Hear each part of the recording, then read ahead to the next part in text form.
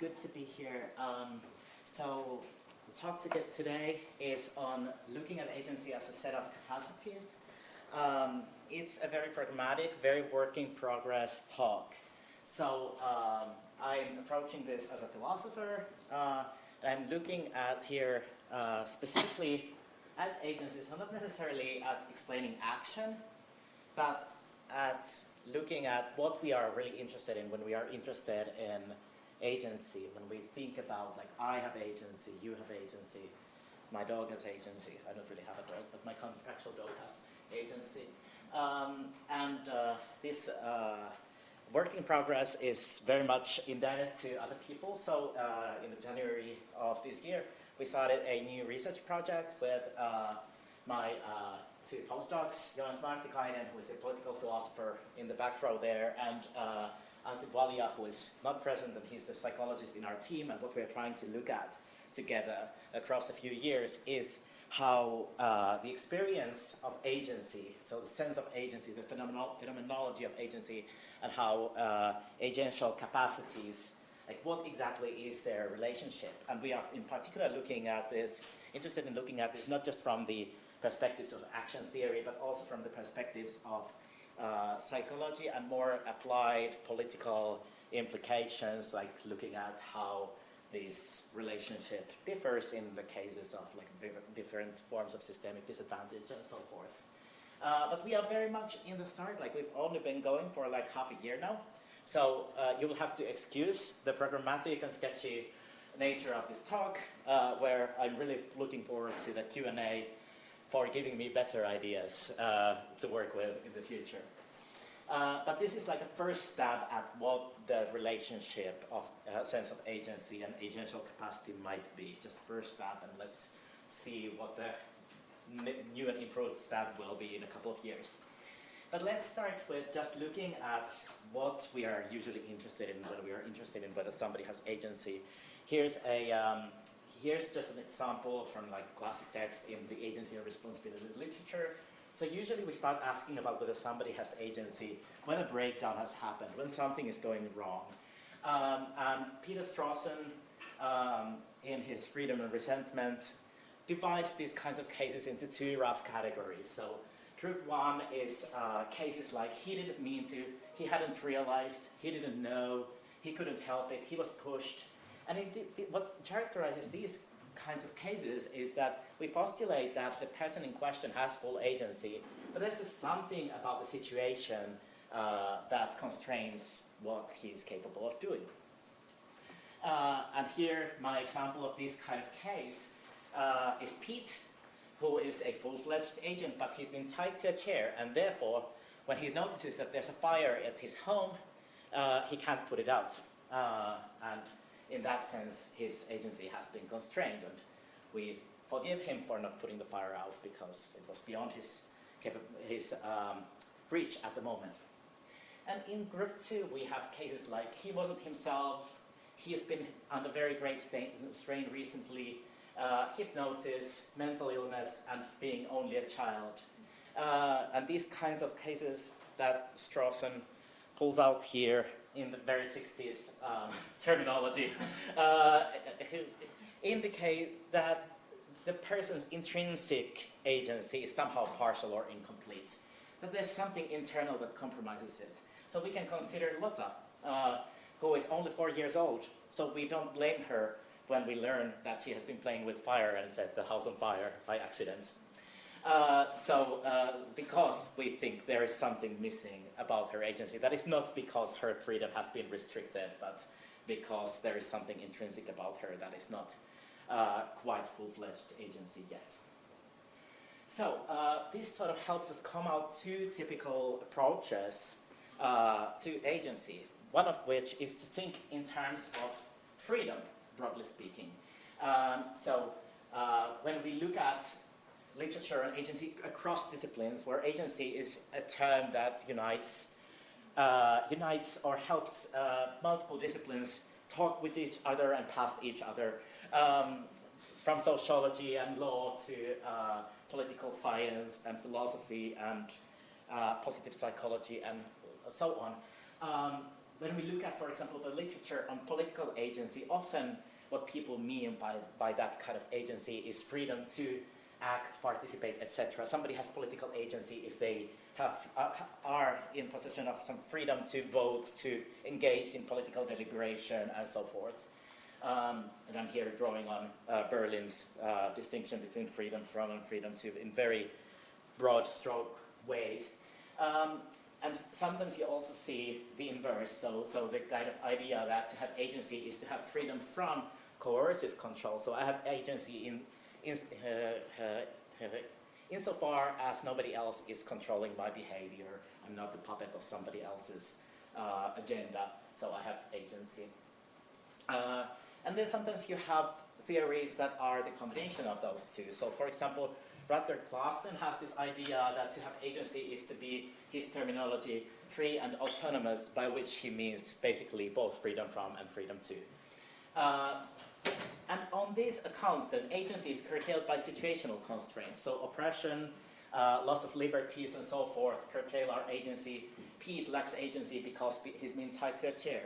And the problem, of course, is that these accounts of agency struggle a bit with cases like Lotte, because Lotte's freedoms are intact. Yet, if we want to say that something is off about her agency, then we need maybe some other ingredients to account for them.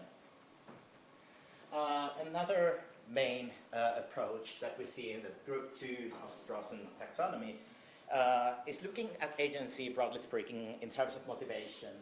And this is where Michael Bradman's BDI architecture view is one quite classic example of what this could look like. So on Bradman's view, which is very widespread, I think these days, is that agency requires beliefs about how the world works. Agency requires motivational states such as desires, and agency requires some kind of capacity to process the belief and desire into a commitment to act in light of them. So for example, I believe that there's bread in the closet, I desire bread, and so I decide, I'm going to go to the closet and pick up the loaf and, make myself a sandwich. So that's practical rationality. And then if agency is this kind of thing, then agency is curtailed by limitations of psychological functioning. So Lotte's agency is incomplete because her practical rationality and her knowledge of the world and so forth are still developing. But of course, this kind of account can't say very much about Pete's case because Pete's psychological functioning is quite intact. Pete has beliefs, desires, intentions. It's just that he's constrained in carrying those intentions out. So what I want to do here is sort of start from the BDI approach. I think there's something right about it. But to start expanding it a little bit and looking at what exactly are the capacities that we should care about. So the way I look at this is that when we are assessing whether somebody had agency over their behavior, we seem to be interested in a set of psychological capacities. So on the Bradmanian view, we are looking at commitment, intentionality, just psychological capacities to commit, right? And fundamental capacities for belief and desire, which are also things that not all entities possess these fundamental capacities. But I think if we just go full nominalist and we ask what are the capacities that we ask about when we ask about whether someone has agency, if we just think that we should be interested in whatever the sorry, I'm stuttering a bit. If we start to go down a road where whatever the capacities that we are genuinely interested in, when we ask if somebody had agency, are worthy of our interest here, then we should be looking at further capacities, not just those very basic capacities for belief, desire, intention. So kind of the nominalist take I want to present here is that when we ask whether Pete or Lotte had agency, we are in fact asking about a rather robust set of capacities beyond just those very fundamental ones. So that would require expanding the list. So if we think that the capacities that we ask about are what we are asking about, right? So when we ask about did Pete have agency, we ask what capacities did Pete have, then we sort of get to entertain this idea that it's those capacities that are agency or constitutive of agency. And I'd expand the list in the direction of self-control, so capacity to regulate our own behavior, including in motivational conflicts. Decision-making capacity, which can be reflective or rational, lots of different ideas of what kinds of decision-making capacity agency actually requires, and I won't go there here. Guidance of attention seems very important for agency because what we attend to seems to shape our actions in robust ways. But this is not an exhaustive list, so what I'm trying to say here is not that we should be interested in these three specific capacities, but rather that the agential capacities that we should be interested in are simply those capacities that we are in fact asking about when we ask about whether somebody has agency. And I might be mistaken about the list here. So I want to bolster the nominalist argument with something further, because of course the nominalist argument is just, okay, when we talk about agency, we seem to be talking about these capacities, but we could be talking about the wrong thing, right? Our culture might be mistaken. So I want to go towards something a little bit more fundamental to the human condition, which is sense of agency. So by sense of agency, I mean the subjective experience that I regulate or author my movements in some way. Subjective experience of having agency, and this is of course like a metacognitive process.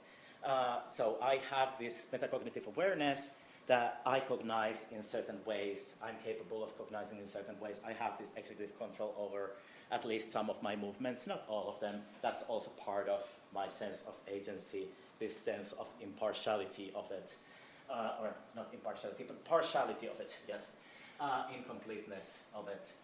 And what I want to suggest here is that what sense of agency seems to me to be is metacognitive awareness of our own agential capacities. So it's awareness of how it feels to use these capacities. Think about Wittgenstein's case of what is left over if we subtract that your hand goes up from the raising of your hand. What's left over is the awareness that I am moving my hand. But it can also include how it feels to have these capacities, even if I'm not currently using them. The sense that I could or might, or in some cases, could attempt to use these capacities, that I'm the kind of entity that has these powers. So the phenomenological argument with which I want to bolster the claim that agency just is these capacities is that agential capacities are important for agency, and they are the thing that we ask about when we ask whether somebody had agency, because sense of agency is directed at these capacities. Because sense of agency is both metacognitive awareness of those capacities and metacognitive apprehension of having agency. So there's an identity claim here that I'm entertaining. So let's try a first stab at what it could look like to inquire into or make an account of like how agential capacities and agency could work. So the first step would be to build a kind of Venn diagram where if we have both the innate capacities, such as belief, desire, and intention, plus more, and freedom from external constraints, then on the overlap section of that Venn diagram, we get agency, hooray. So there, agency is curtailed by situational constraints. Pete lacks agency because he's been tied to a chair. Lotta's agency is limited by her innate ability, and then those people who are in neither of those constraint conditions who are at the overlap section of the Venn diagram have full agency. And that way we get to some kind of situation-sensitive agency. But I want to reject this approach. I think it sucks. And the reason why I think it sucks, I think it's irredeemably flawed, is because it rests on a fundamental misunderstanding of what capacities are. because undergirding this idea that we can just take Pete, a full-fledged agent, and tie him to a chair, but thereby strip him of his agency, is this idea that normally functioning adults' agency is like something that is there absent any constraint. That if there was no situational, structural factors, and we plop Pete into void, Pete is there as a full-fledged agent. And that's, of course, completely ridiculous if once you stop to think about it. And if we look at decades of work drawing on the social model of disability, we can sort of, drawing on those insights, appreciate how agents functioning itself is not just constrained, but also produced by circumstances.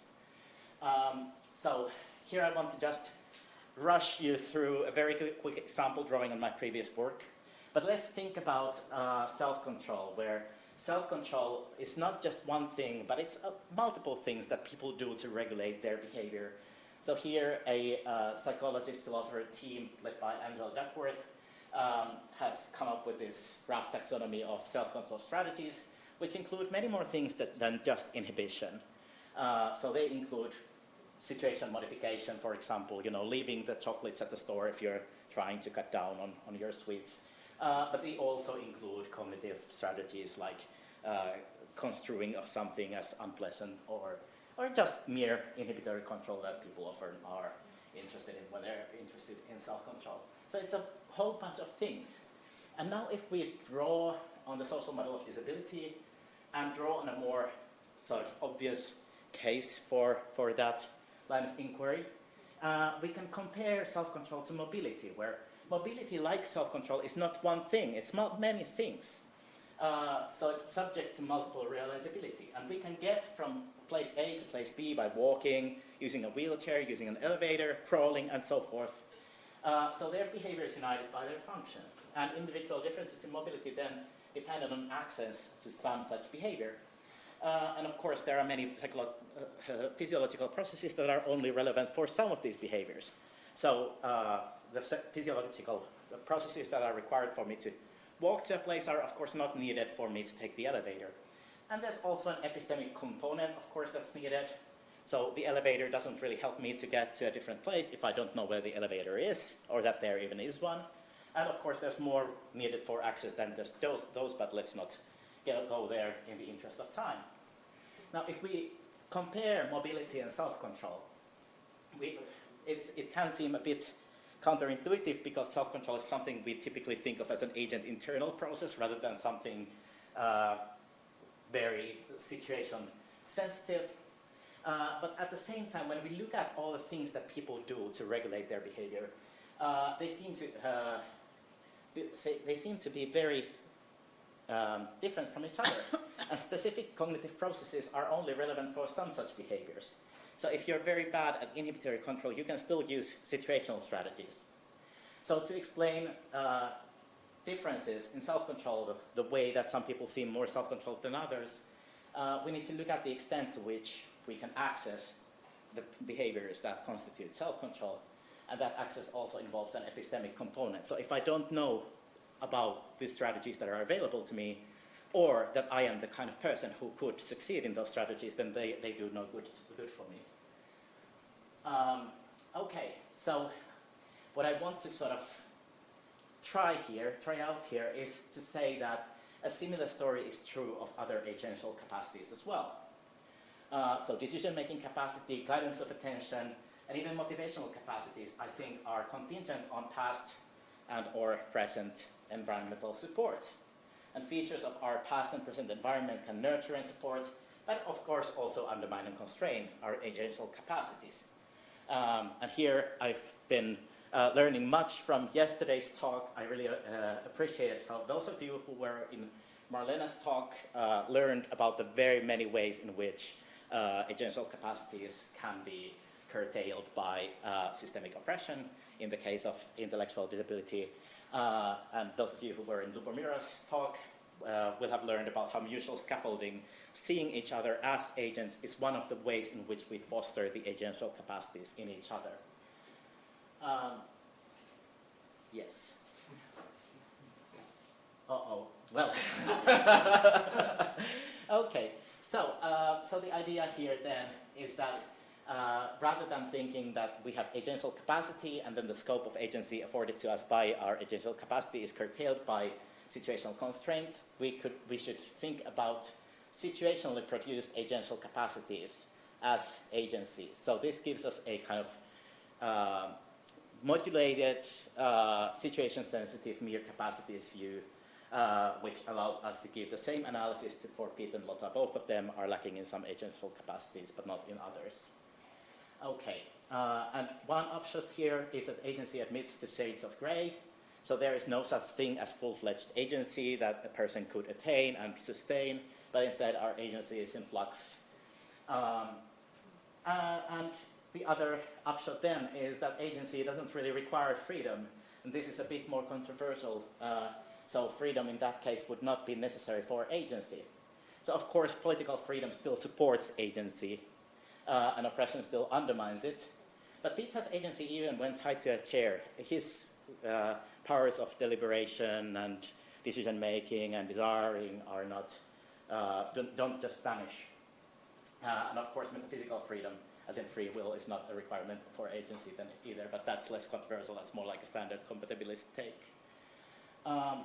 So here, one reason why I think this is a good way to go about it is again based on sense of agency, because sense of agency isn't limited to people who fulfill the normative conception of an agent, nor does it vanish when political freedom is curtailed. So if we want our conception of agency to trace the experience of agency, then the mere capacities view seems to have that going for it. And I could be talking about why the myth of innate immutability persists, but I don't have time, so we can talk about that and much more in the Q&A. Thanks for listening.